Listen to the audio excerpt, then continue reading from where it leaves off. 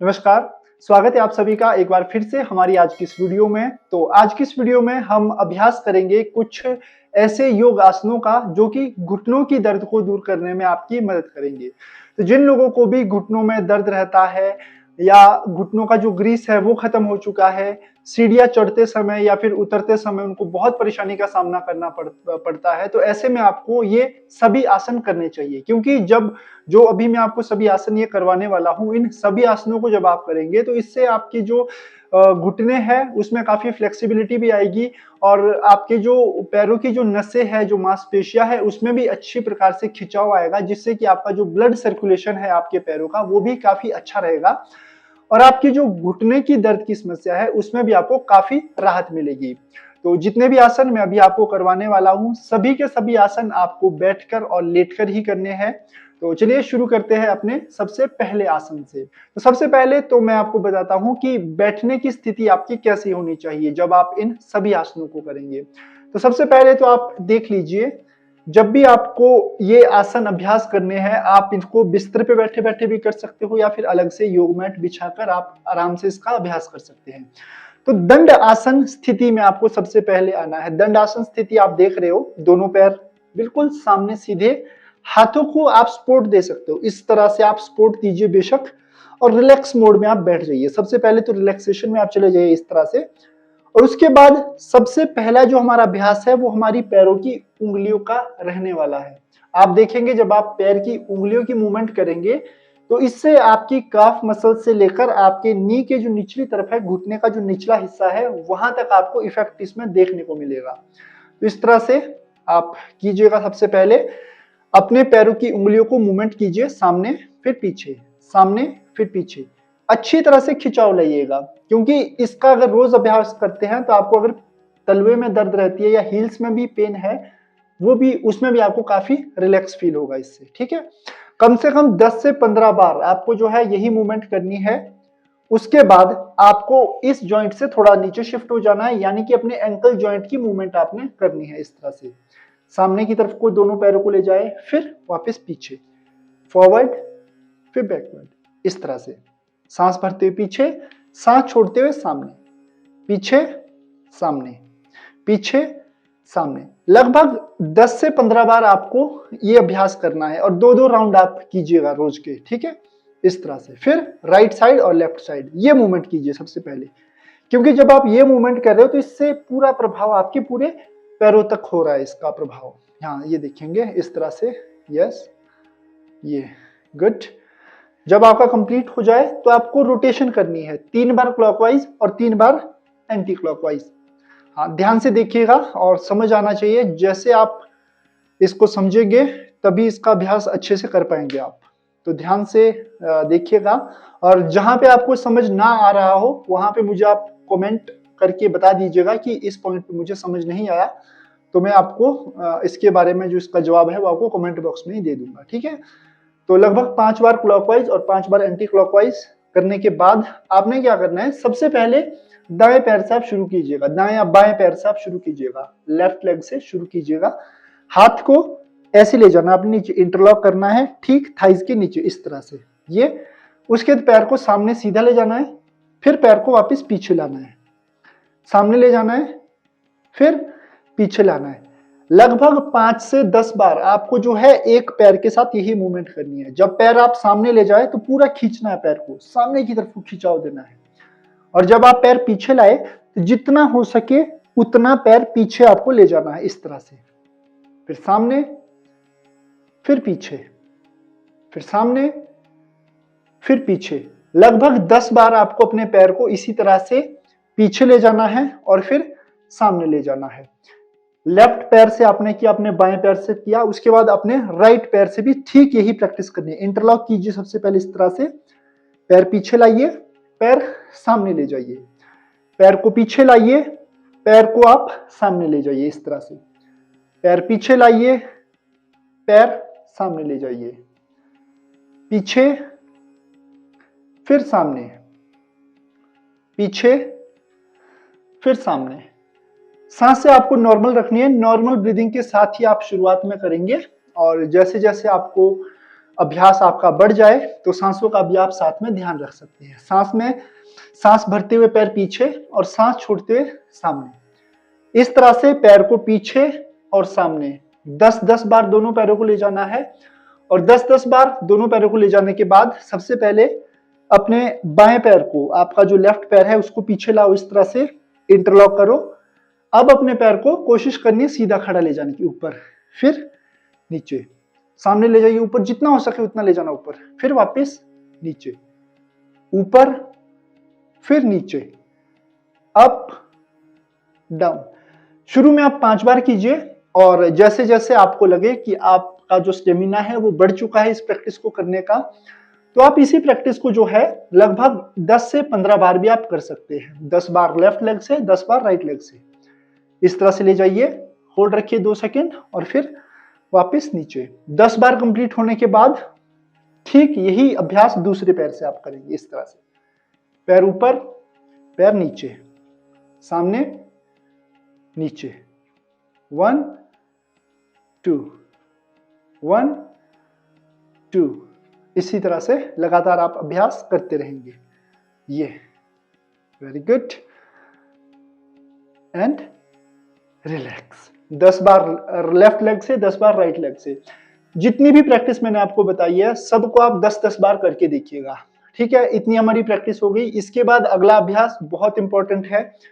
उसमें आपने क्या करना है, अपने लेफ्ट पैर को, आपका जो बायां पैर है उसे आपको फोल्ड करके राइट नी के ऊपर आपने रख देना है। जो राइट पैर का आपका घुटना होगा वहां पे आपको पैर को प्लेस कर देना है, इस तरह से, जैसा कि आप देख रहे हो। उसके बाद राइट हैंड से अपने पंजे को आपने पकड़ना है और लेफ्ट हैंड से घुटने को आपने पकड़ना है। अब आपने क्या करना है, पैर को ऊपर लाओ, इस तरह से छाती में लगाने की कोशिश करनी है और उसके बाद वापस नीचे जमीन पे लगाना है आपको, इस तरह से ऊपर लाइए 1, फिर वापस नीचे 2, अप डाउन। लगभग 10 से 15 बार, 10 बार कम से कम आपको इसी मूवमेंट को अप और डाउन करते रहना है। अब जब आप इसकी मूवमेंट करेंगे तो इसका जो प्रभाव है वो सीधा आपके हिप मसल्स पे जाएगा। जो आपकी हिप मसल्स है उस पर इसका इफेक्ट पड़ेगा और साथ ही साथ आपके घुटनों पर भी इसका काफी अच्छा खासा प्रभाव आपको देखने को मिलेगा। तो लगभग 10 बार इसी तरह से मूवमेंट करेंगे, ऊपर नीचे आराम से। कंप्लीट हो जाए तो फिर इस पैर को सीधा कर लेंगे और राइट लेग को मोड़ देंगे उसी तरह से, जैसे मैंने आपको ये वाला पैर मोड़ के बताया था। फिर पैर ऊपर लाओ, फिर नीचे छोड़ो, ऊपर फिर नीचे, इस तरह से up and down, up down, up down, up down, up down. लगभग 10 बार आपको जो है इसका अच्छे से अभ्यास करते रहना है। कंप्लीट होने पर दोनों पैर सामने ले जाओ, थोड़ा सा शेक करो, दोनों पैरों को इस तरह से शेक कीजिएगा। उसके बाद बैठे बैठे बटरफ्लाई स्ट्रेच करेंगे आप यहीं पे, इस तरह से।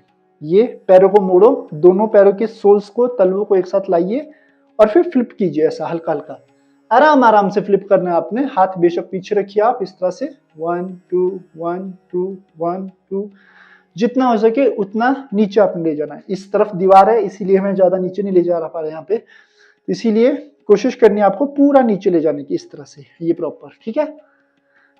Continue, very good, relax.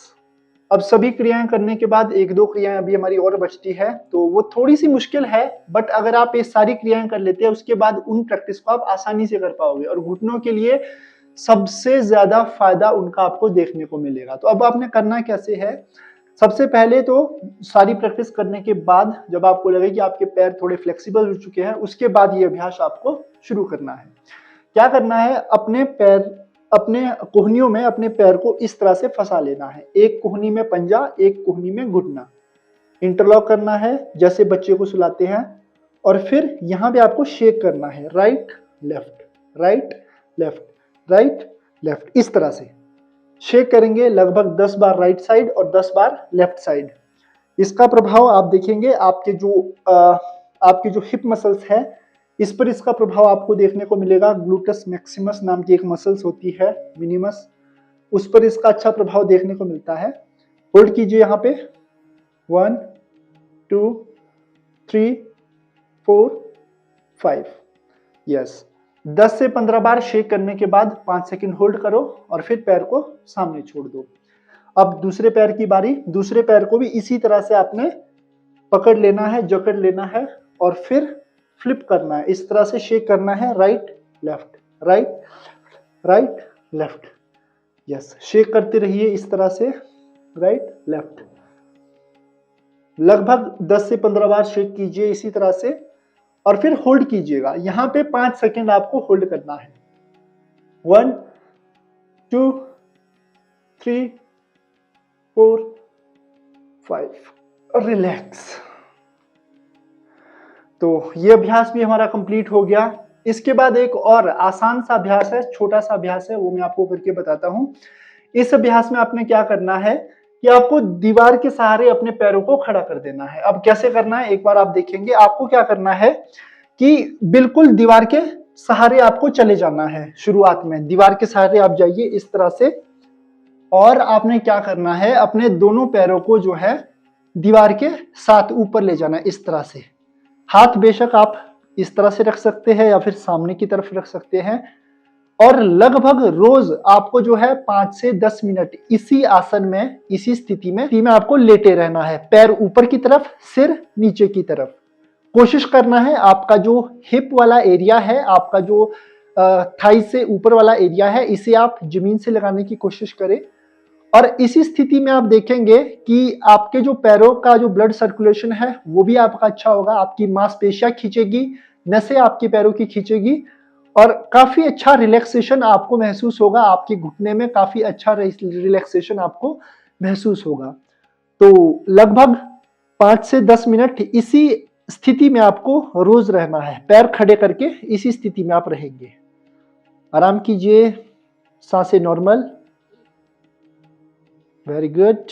1 2 3 4 5 6 7 8 9 10 और धीरे से आपको नीचे वापस आ जाना है इस तरह से। और शवासन स्थिति में आपको कुछ देर के लिए लेट जाना है। इस तरह से लेट जाएंगे शवासन स्थिति। तो लगभग कुछ देर शवासन स्थिति में लेट जाने के बाद आप प्राणायाम का अभ्यास शुरू कर सकते हैं। आप सबसे पहले कपालभाति का अभ्यास आप शुरू कर सकते हैं।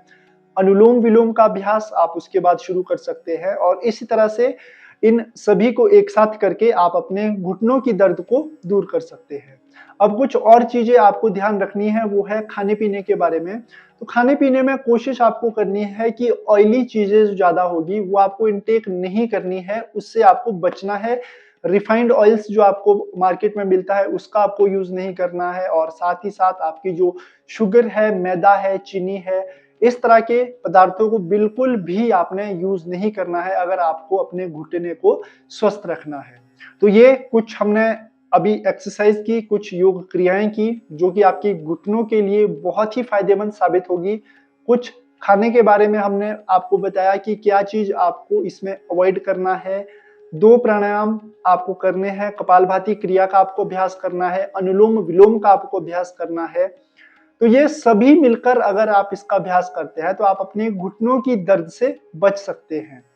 तो ये थे कुछ हमारे आज के अभ्यास। उम्मीद है कि आपको ये सभी के सभी अभ्यास आसान लगे होंगे। आप जरूर इन सभी आसनों को इंक्लूड करेंगे अपनी रोज की प्रैक्टिस में। तो मिलते हैं नेक्स्ट वीडियो में नेक्स्ट टॉपिक के साथ। तब तक के लिए नमस्कार।